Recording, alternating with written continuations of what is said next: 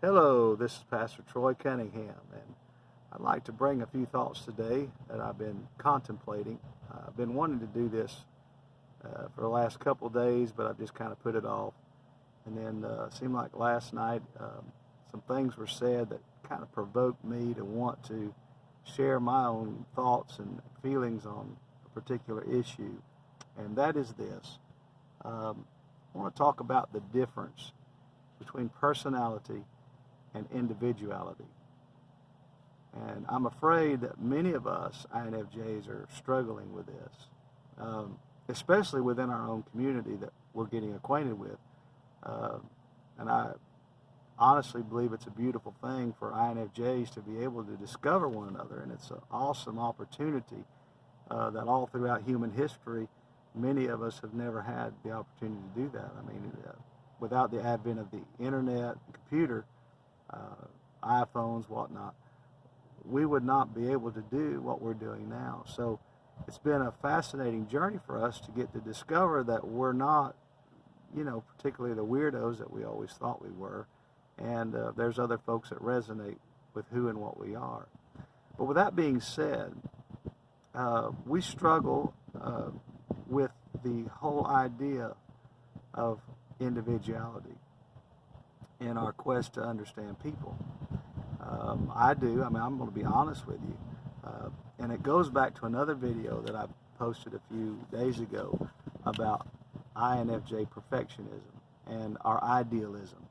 And in our minds, we think, well, the ideal person, the ideal situation would be X, Y, and Z.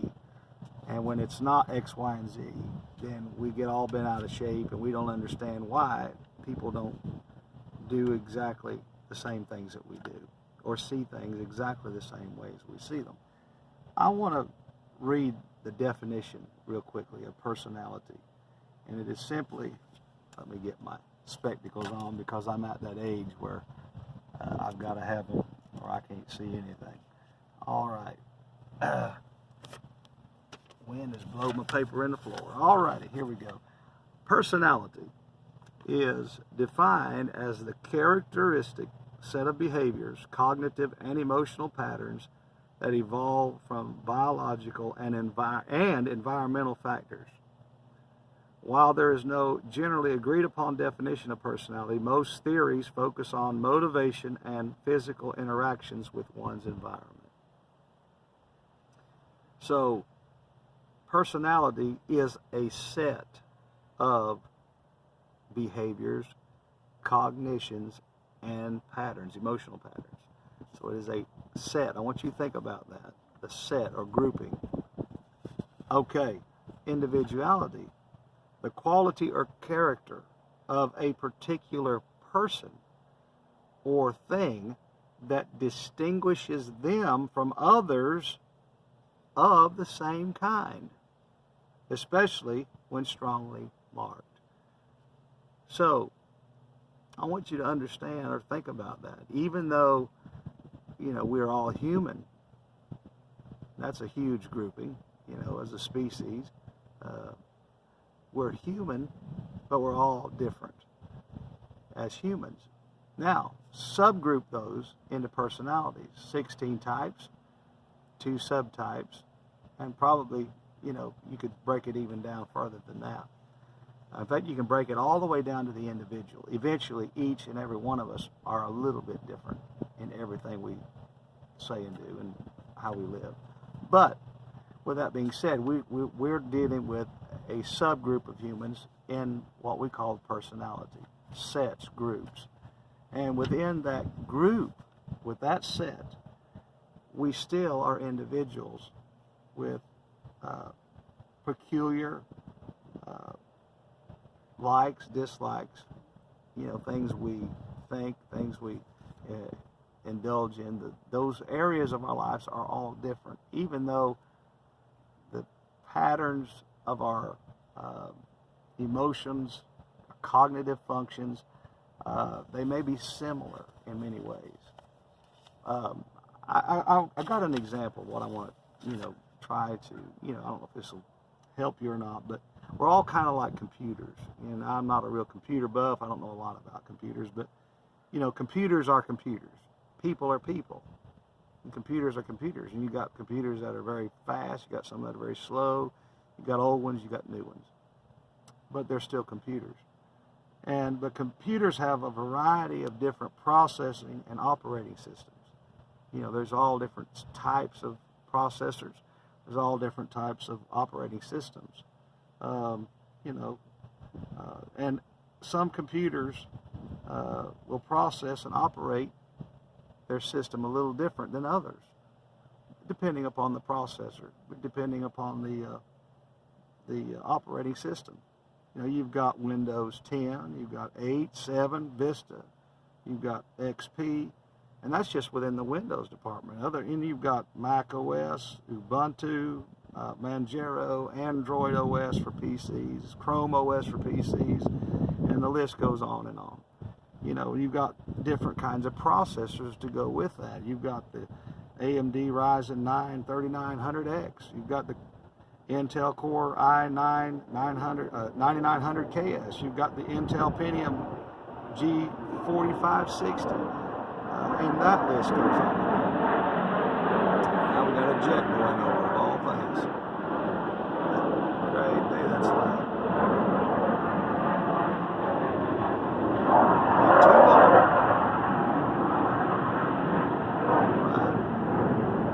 I'm not going to see if they're leaving a chemtrail for those of you that are into that kind of thing. But I do see some up there today.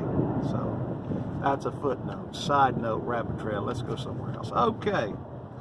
So let's say we all have an online community, you know, that's strictly about computers.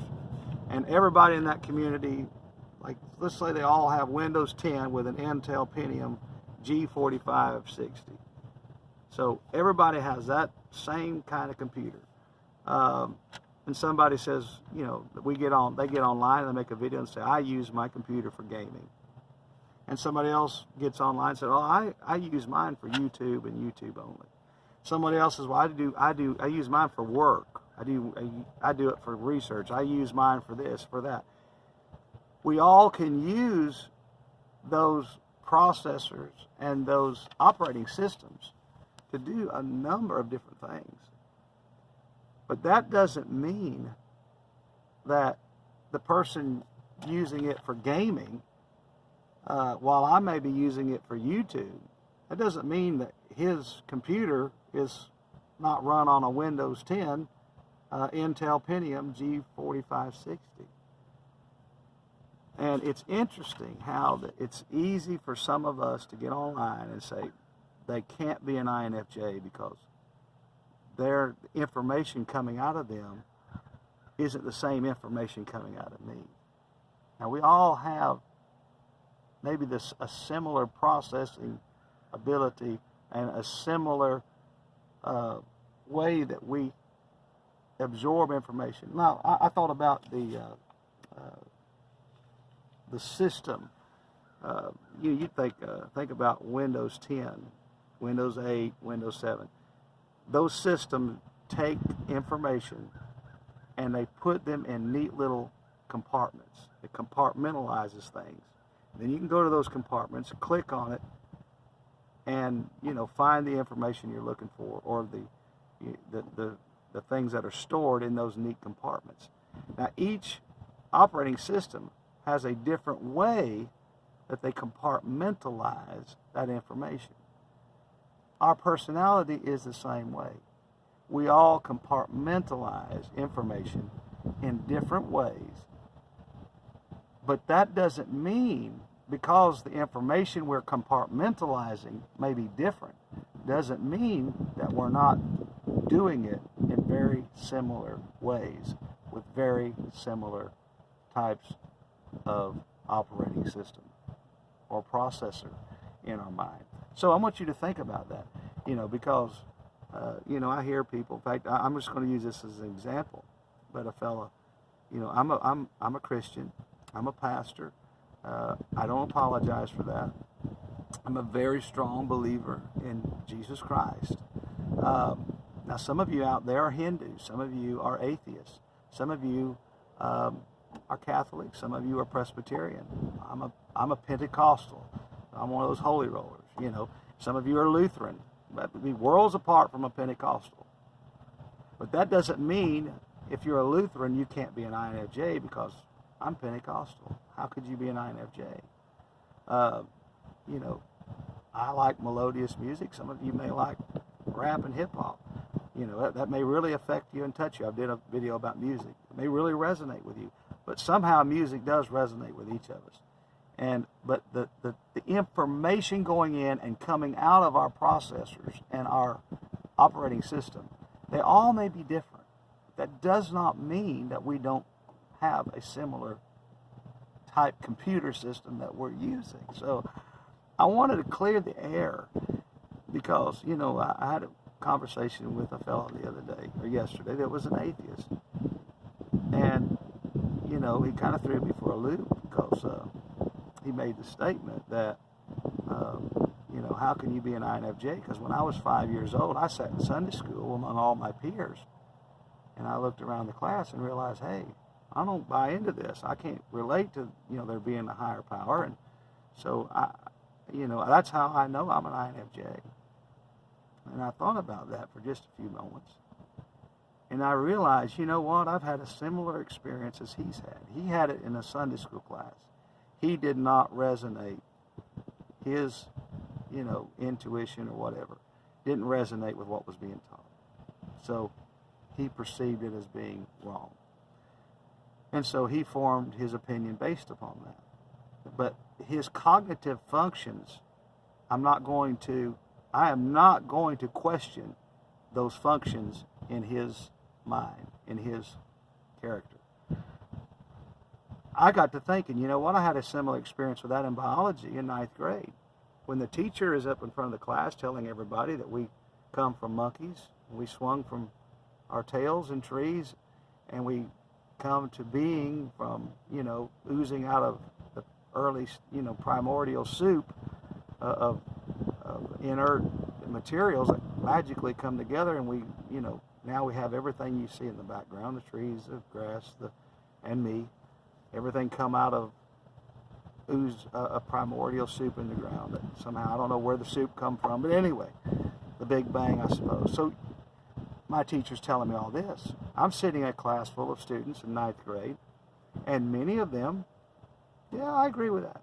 Yeah, that sounds good. That makes sense to me. They all took the test, and I sat there, and even among some of my so-called Christian peers, they were buying into it too.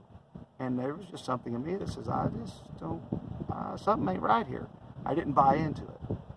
My intuition says something stinks in Denmark, and I just can't go along with believing that everything we see came from absolutely nothing.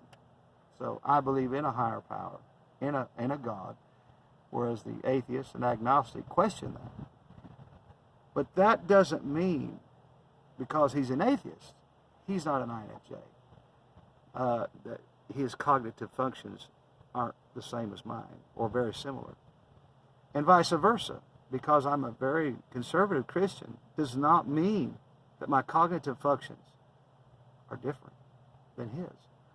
So I want you to understand, we all come from different backgrounds, and we view, and listen, in the online community, we're all sharing a lot about our individuality.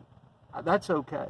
And I love to hear your individual stories about your individual lives. There's nothing wrong with that. But each one of us have a different story to tell when it comes to our individuality. Don't let that throw us off into doubting each other's cognitive functions, because our stories may not be identical.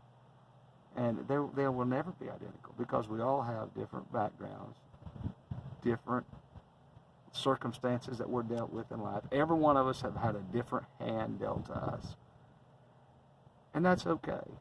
We have used our processors and our operating systems to compartmentalize those things pretty well in the same way. And I guess that's why I enjoy listening and understanding some of your stories and some of your, you know, individual things that have went into your computer and come back out. because I can see where you've compartmentalized them very similarly to the way I would, and you process them and relate them in a very similar way. But that's not going to cause me to doubt that you think in your functions similar to me. And I hope that makes sense. I've kind of rambled on here, so I apologize if it's went over. I hope that's helped some of you, and maybe that'll help some of us to quit, overthinking each other in this area, because we are individuals. At the end of the day, we all have our niche in life, and I believe that's okay. And so anyway, I hope that's helped somebody. Hope the Lord richly blesses you throughout this day.